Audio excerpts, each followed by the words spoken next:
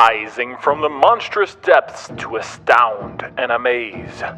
From a world of infinite mystery, underwater thrills never before caught on camera. From the rivers of the Amazon stalks an abomination that walks like a man and swims like a fish. Deep below the surface of Loch Ness, legends of a lengthy leviathan with its own origins dating back to a prehistoric point in the past. Lurking somewhere in the vast oceans, a king-sized cephalopod slaying sailors with its tentacles so towering they sink ships in seconds. Stay tuned and stand by to dive, because in this video we'll be charting a course through uncharted waters, probing depths seldom seen by man in order to prove the existence of nautical nightmares like the terrifying Kraken, the creature from the Black Lagoon, and even the mysterious unicorn of the sea. I'm sorry? 20,000 leagues below the polar ice caps, there exists an aquatic amalgam, part whale, part unicorn, a complete enigma, stalking Arctic cod and cuttlefish. If the legends are true, they only appear during... Hold up. You're talking about a narwhal. It's a real thing, not a legend, not a myth. It's an actual card-carrying member of the animal kingdom. I mean, that sounds reasonable, right? You're telling me that a sea unicorn Narwhal really does exist. Next, you'll want me to believe in fairies and elves. Bye, buddy. Hope you find your dad. Thanks, Mr. Narwhal. Welcome to another episode of McDonald's Unboxed, where we uncover the truth behind the fast food chain's promotional tie-ins. In today's video, we'll be exploring your local McDonald's in search of sea monsters and some incredible toys from Pixar's newest animated film, LUCA. Ooh, what's this? That's a lunchbox. Humans eat boxes? No, they eat what's inside. Dive into your McDonald's Happy Meal with delicious apple slices and a toy from Disney and Pixar's LUCA. If this is your first time checking us out, do us a favor and click that like button. And why not supersize your experience by subscribing to Retro Spectrum? Stories of sea monsters are as old as mankind itself. The term Leviathan appeared in Mesopotamian myths and later in Hebrew scripture. It's typically described as a humongous reptile with an even bigger appetite. Stories of the Leviathan would help to inspire legends of sea monsters for centuries to come. The Kraken first showed up in Norwegian tales. Sailors described an enormous octopus or squid attacking ships with its giant tentacles. As stories spread, the Kraken's appearance evolved. Those stories must have been impressive because they inspired quite a lot of pop culture. In Jules Verne's book, 20,000 Leagues Under the Sea, Captain Nemo's ship, the Nautilus, is attacked by a group of giant squids. Fun fact, a group of squid is called a squad. A squad of squid. Try to say that 10 times fast. A squad of squid, a squad of squid, a squad of squid, a squad of squid, a squid. Hollywood decided to make use of the Kraken as well in films like 1981's Clash of the Titans and in Disney's Pirates of the Caribbean. Of course, putting a sea monster on film isn't exactly easy. Just ask the folks over in Scotland's Loch Ness. They've been trying to snag a picture of Nessie for more than a century. The earliest eyewitness accounts of the Loch Ness monster dates back to 1933, or at least that's when they were published. Early reports described a whale-like fish. Later sightings described a large beast like a dragon or prehistoric animal. Things only escalated when a supposed photo of Nessie was made public. The picture seemed to show a creature with a long neck stretching from the waters. One common theory was that the Loch Ness monster might be an ancestor of the plesiosaur, a marine reptile that went extinct around 65 million years ago. Hey, did you know that America has its own version of the Loch Ness monster?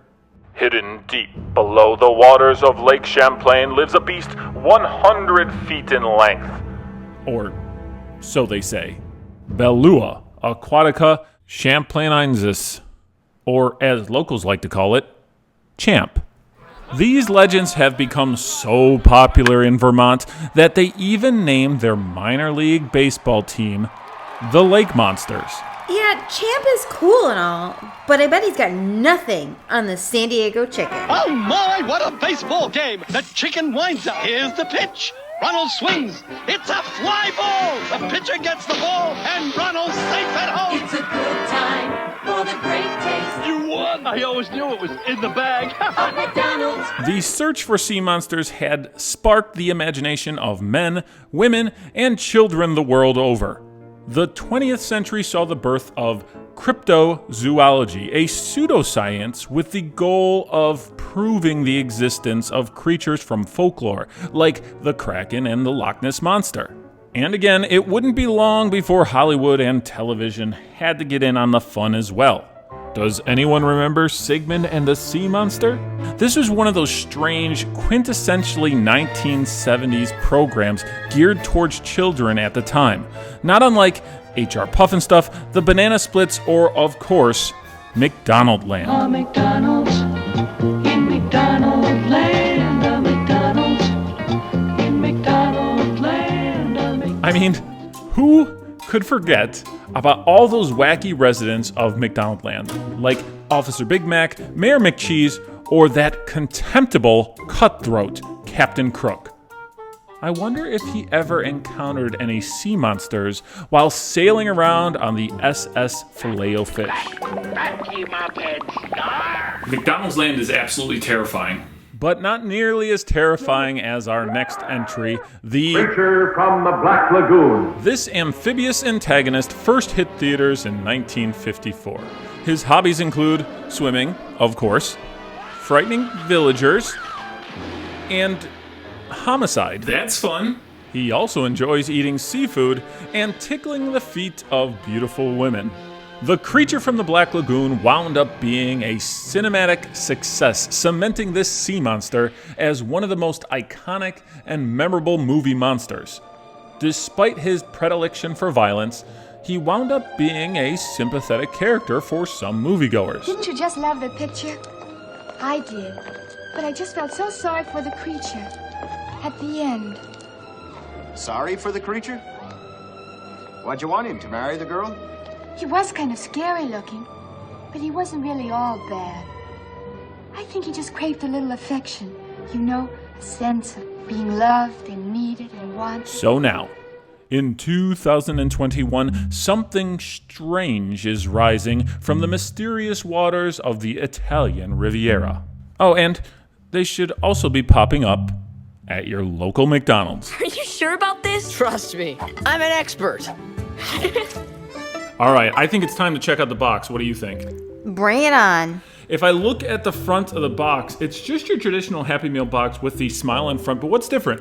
Bubbles. Bubbles, because apparently our McDonald's box has to breathe underwater. Just like our friend Luca, main character of the movie, I'm assuming, because that's what the movie's called, is Luca. And I noticed that his friends are also appearing on the box as well. So if you look on this side, you're going to see one of Luca's friends. And on the flip side, you see another one of Luca's friends and all the toys Look at 'em in all. this collection. There's a lot. I'm counting 1, 2, 3, 4, 8 toys total. And we're going to pick out 2. We ordered 2 Happy Meals. This is going to be neat. Let's see which one of the toys we received in our first Happy Meal box. And it looks like, oh, this is a big one. It's Luca's friend. Alberto Scarfano is a free-spirited adolescent sea monster who loves the human world nearly as much as Ariel. Maybe more. The sky, clouds, the sun. Whoa, don't look at it. Just kidding. Definitely look at it. He is Luca's friend and tour guide in the film. You know what? This is a pretty nice looking prize. Check it out. It's very colorful. It's very large for a pool toy, and that's what it is. It's a pool toy. Yeah, he looks like a swimmer. He's a swimmer, and it's meant to actually, like you just said, swim in your bathtub or your pool. All you got to do is wind up the tail and release. And supposedly, in theory, this is going to swim around in your bathtub or your pool. We should try it out. You want to try it out? Mm-hmm. Okay. All right, let's try this. Let me wind it up here. All right, we're ready. That wasn't all that impressive. No. That was not a good swimming toy. So Alberto by no means is the best swimmer in the world. No, maybe we ought to try the ocean next time. Yeah, he's kind of a dead fish. Ooh. All right, let's check out what our next one is. And it looks like